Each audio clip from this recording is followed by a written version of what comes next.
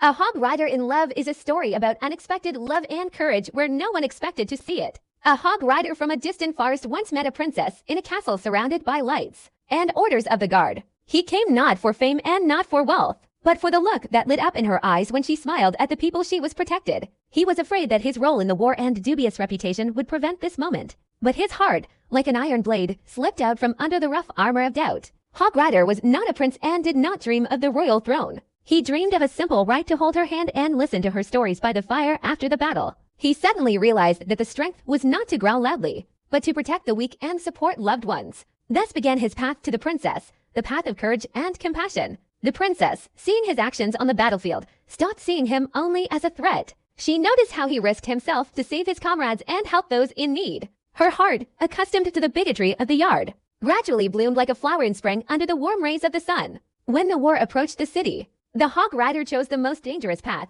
not to prove his strength, but to prove his love. He took his contemporaries to the detour, distracting the enemies so that the princess could go to a safe place. At the moment when the darkness pulled the heavens, he stood between the fire and her smile, and his loyalty became her light. After the battle, the princess did not forget his exploits and courage. She did not promise a crown, but gave him a place next to her, a place where laughter and trust can be heard, a place where you can build a world based on mutual respect. Their story has become a legend, a story about how love can be born, where there seems to be no place for kindness and strength at the same time. The love of a hog rider and a princess is a story about the courage to be yourself and loyalty to those you love. Sometimes the real power is not hidden in loud words, but in quiet actions that change fates.